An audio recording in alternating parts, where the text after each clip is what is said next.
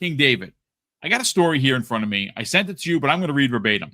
This comes the way of Push Square, which, of course, is a PlayStation-focused website. That is correct. So this is what it says. So this was written by Liam Croft, posted on Tuesday at 6 a.m.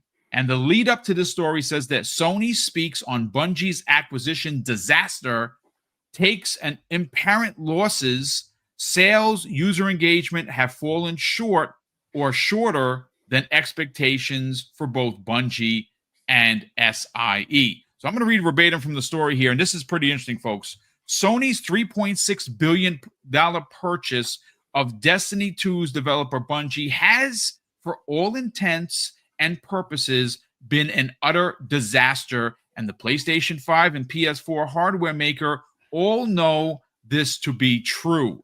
Having bought the studio to assist its push into live service spaces, Sony has canceled multiple multiplayer projects and only had a single win with Helldivers 2. Destiny 2, after its main storyline concluded with the Final Shape DLC, has also fallen on very hard times, bleeding players and all-around sentiment around the title, and it's at its lowest point. So check this out, folks. As a result of these failings, Sony has recorded an apparent loss against a portion of the assets at Bungie. This is where it gets interesting, King. Lin Tao, the CFO and corporate executive officer at Sony Interactive Entertainment, shared the comment as part of a Q&A section in today's Q2 financial call for fiscal year 2025. And here is Tao's full quote, and it reads as such, King. Regarding Destiny 2, she says, partially due to the changes in the competitive environment, the level of sales and user engagement have not reached the expectations we had at the time of the acquisition of Bungie. While we will continue to make improvements, we downwardly revised the business projection for the time being and recorded an apparent loss against a portion of the assets at Bungie. King David, look, it's safe to say, and I've said this before, and I'm not being insulting, folks. I'm not looking to console war. There is nobody here on this panel, and I really don't think anybody in the chat, to be honest with you, want to see Bungie go the way of the dodo, right? If something fails, I'll put it this way. If they continue to fail, Bungie's in a pickle, and nobody wants to see anyone lose their jobs. Nobody wants to see any studio closures. Bungie has been a part of gaming for decades, ladies and gentlemen, but I think their success really is hinging on what happens with Marathon. And right now, I have talked to a couple of people. You've heard the people talk about it. And again, I always suggest if you're signing NDAs, don't break them because you can get sued. The talk of the town is that the update that they did on Marathon is not enough. That is the rumor that's floating around. If you go to the socials, this is what people are talking about. I have not talked to anybody that broke NDA and any of the NDAs, and I would not have mentioned it if I did because you don't want to see anybody get in trouble.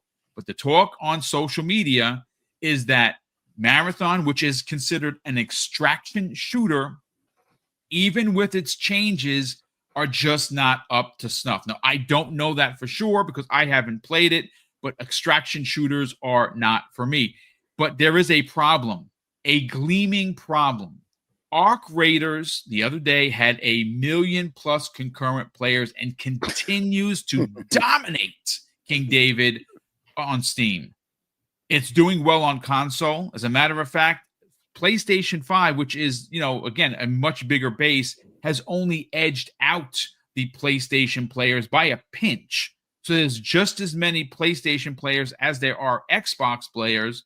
And that's incredible considering that our near 84 million consoles shipped, like you said, and of course the 30 million consoles for Xbox. So that just goes to show you who's playing multiplayer. Well, actually, games. there's like 41 million Xboxes sold. I know, but I always undercook it because it's 30 million today. Tomorrow it's 18 million. They continue to steal away Xbox sales. It's fine. It's a running joke here on Double Barrel Gaming. But King, Bungie, Sony Interactive Entertainment, and Marathon, I think when you look at it, are sitting on potentially some dire, uncomfortable truths.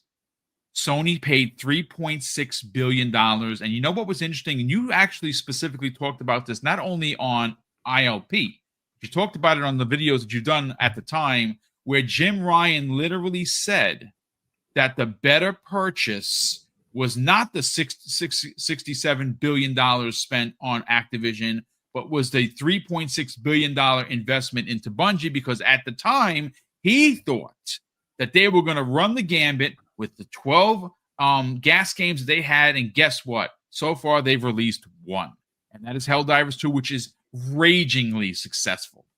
I want to get your thoughts on this, because if Marathon has to contend with Call of Duty, Marvel Rivals, Fortnite, and now an actual extraction shooter in Arc Raiders, which is literally eating everyone's lunch, if that game fails, what happens to Bungie, dude?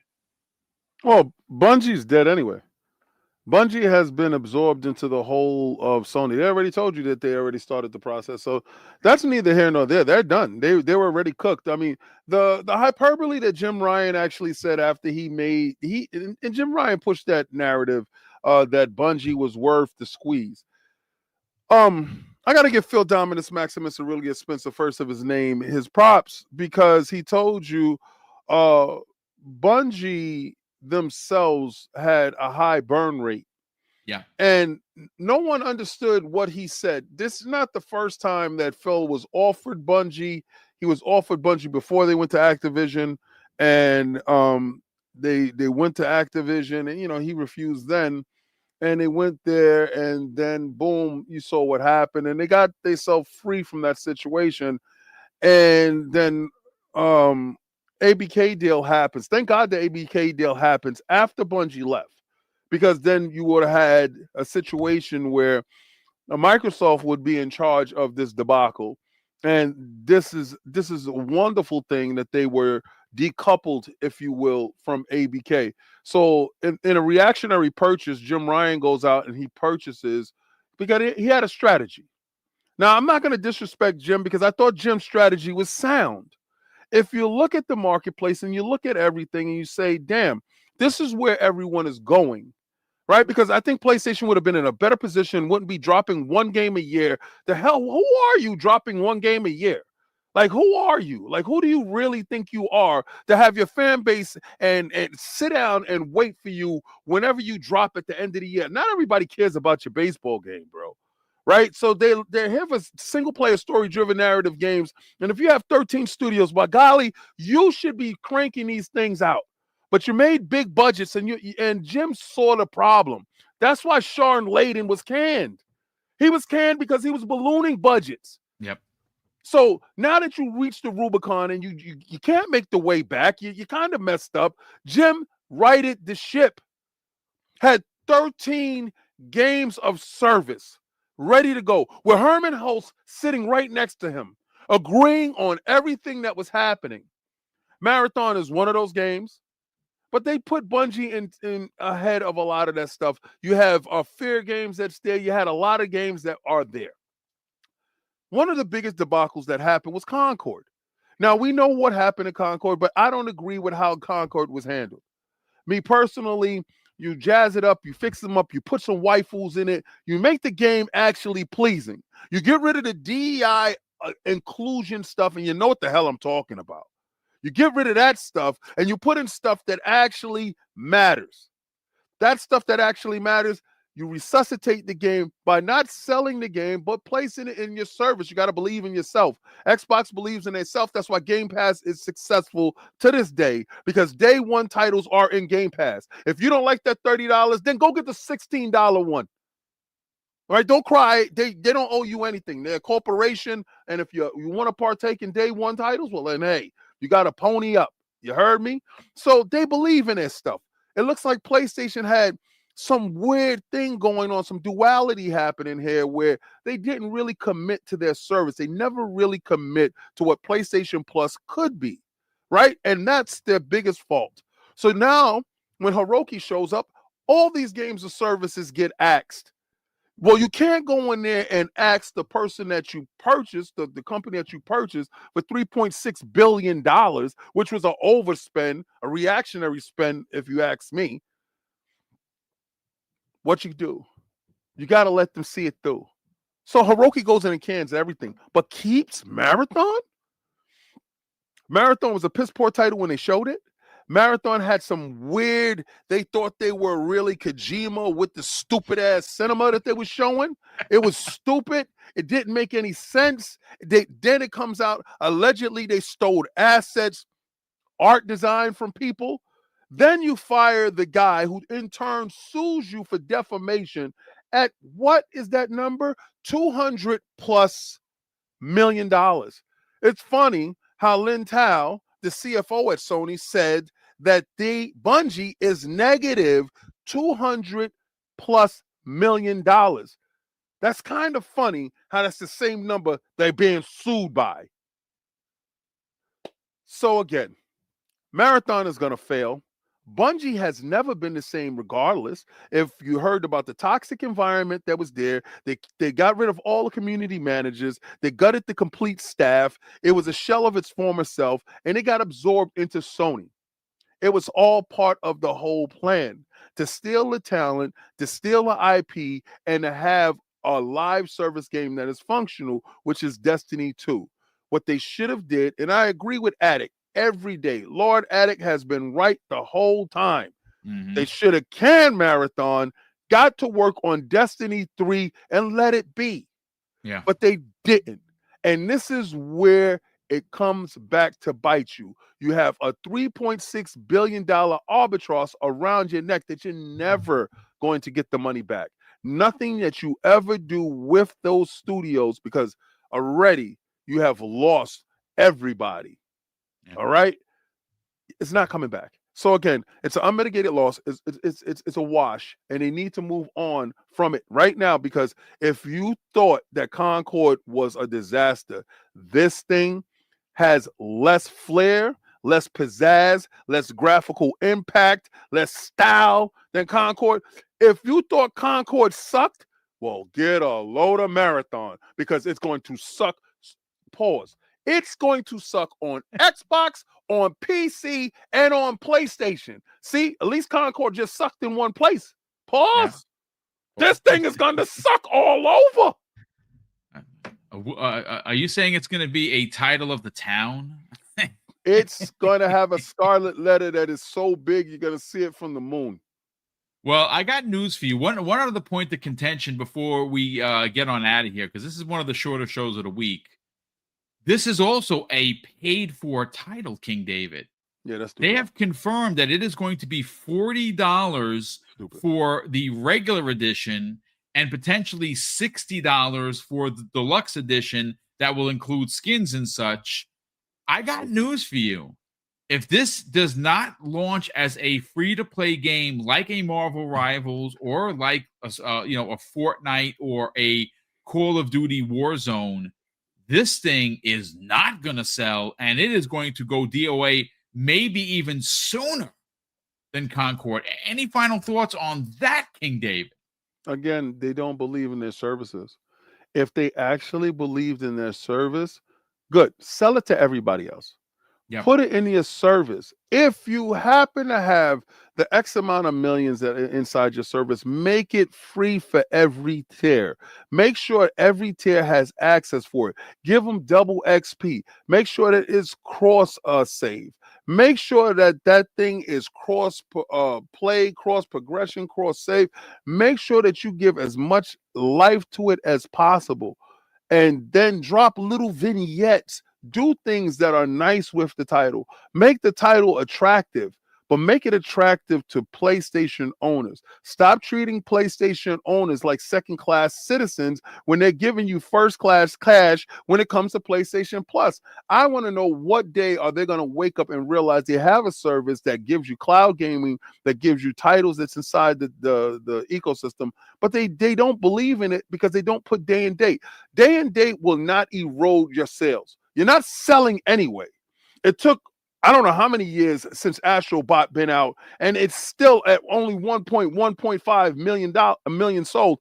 And the fact that y'all stuffed them inside how many console boxes to boost up those numbers lets you know that their ecosystem don't buy games as much as you think.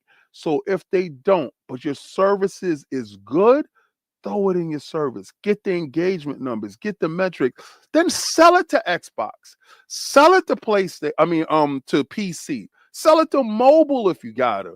But make sure you sell it to everybody else, but give it to your fan base for free. That way they can see value. That way they can stop starving. These guys are starving while Xbox we're eating, and it makes no sense. Yeah, that's true. I mean, look, I'll say this. You bring up a really great point. I pay for premium, right? Now, last year, I unclicked the automatic renewal at, I think it was the 160 or the 180. I'm not sure what the total price is. 175. I said, no, I'm not doing it because I don't use it. I don't turn on my PlayStation 5, and it's not being console worry, folks. The games that I bought the PS5 for, they're just not there. Now, Ghost of Yotai, I didn't buy because I was reviewing 3 games. I just don't have the time for it. I'm going to buy the game. The game looks amazing. It's gorgeous. I have a TV that's going to make it look like a painting come to life, and I can't wait to play it. But outside of that, there's been nothing. Now, for me, Astrobot last year, one of my favorite titles. I cannot wait for a sequel. But if, just getting back to the service part of things, it's very interesting that premium does not get marathon. Now, granted, it could change. Things could change before the game comes out, right? It's coming out next year. So things could change. It's unlikely, but if that were to be dropped into the premium tier, maybe you can get some people to buy some DLC. Maybe you can get some of the PlayStation community to play the game.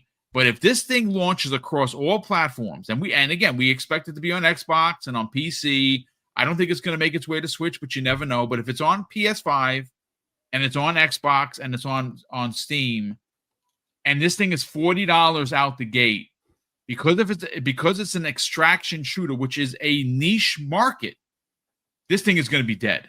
It is going to die, and it's going to be another failure. And mind you, we didn't even bring into the conversation Jade Raymond's Fair Games, which, by the way, she's no longer with the studio, right? She's gone. And they took the dollar sign off. And they took the dollar sign off, which means that game may again, I'm expecting any manic Wednesday or Tuesday for it to come up and be, oh yeah, this game has been canceled, because you haven't heard anything about it. And the last time you did hear about Fair Games, people said it was terrible. Yep. So if that's terrible and Marathon is terrible, that's more loss for Sony, folks. We're going to see how this plays out.